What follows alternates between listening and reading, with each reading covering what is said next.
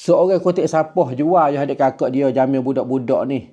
Tapi dengan penuh usaha dia ni adik kakak lah kali ni boleh jadi polis peringkat tinggi. Jadi Roy Tamroto ataupun Lieutenant Police adik kakak dia weh. Jadi adik kakak amo pergi buka tengok di dalam salah satu FB yang bernamanya Ashar Muhammad Ashar. Dia post mari adik kakak dia weh. Dia royak katanya dia pun tak apa nama ni dengan takdir Allah Taala lah. Amo nak royak dengan kesimpulan lah adik kakak. Dia royak kata dia ni hidup tu macam susah, tak seperti orang ramai-ramai.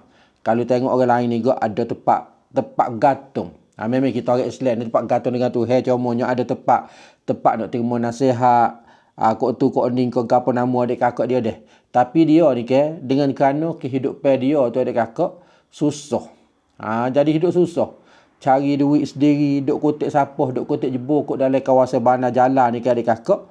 Dah lebih kurang 10 tahun dia duk kotak jebur jual adik kakak. Semenjak tahun 2549 buzar lah. Hingga sampai ke tahun 2558. Dekat 10 tahun adik kakak dia duk kotak sapoh. Kok mana kata adik kakak? Kok jalan Romit, kok jalan Saiklang. Dan kok kedai makan di kawasan bandar jalan. Kok pong-pong sedadu ke apa adik kakak dia. Dia duk kotak sapoh ke apa gitu untuk nak sanggup diri adik kakak dia. Dan dia ni adik kakak dia. Apa nama ni, memanglah hidup dalam keluarga yang susah ni kak. Ada beberapa perkara. Duk tengok orang lain ada tempat terima nasihat.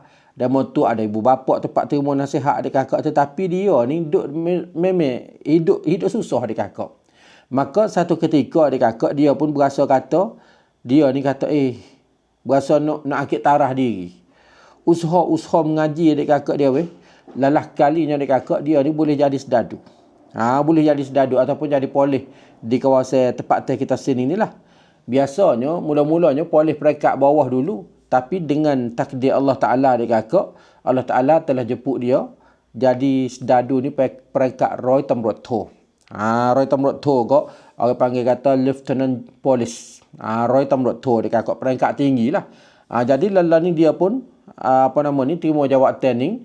Jadi boleh dikatakan henggo dah lah bebennya dia sebelum pada ni adik kakak dia deh. Inilah nak royak kepada adik kakak katanya, orang kita walaupun nak susah, nak payah, nak sesak, nak lah mana sekalipun adik kakak, kalau kita usaha yang di awal, kita yakin dengan apa yang kita usaha, Allah Ta'ala akan beri kepada kita. Lalah kali adik kakak Allah Ta'ala beri kepada dia adik kakak. Sehingga lelah ni adik kakak, dia ni jadi hingga daripada dulu dah lah. Kalau nak banding dulu ni kok, nak makan gapo kok, kena cari jebur plastik jual gapo gitu adik kakak dia deh. Tapi lelah ni dak dah adik kakak dia weh. Kerana dia boleh ada kerja yang lebih baik daripada dulu dah lah adik kakak. Lelah ni jadi tarah dia pun jadi halaka naik tinggi dah adik kakak dia deh. Sebab tu nak royak kepada kita, ikutlah. Kita nak gapo dia sekalipun dengan penuh keusahaan, insya-Allah satu hari nanti Allah Taala bagi balas kepada kita. Asalkan niat kita tu je bulak sungguh kata kita nak dengan benda tu sungguh, kemudian kita usaha, satu hari nanti Allah Ta'ala akan bagi tentu terhadap diri kita adik kakak dia deh. Ini sebagai inspirasi dan juga semangat yang boleh beri kepada orang ramai-ramai. Bagi ada setengah pada setengah tu masih lagi duduk di dalam keadaan lemah semangat adik kakak dia dak.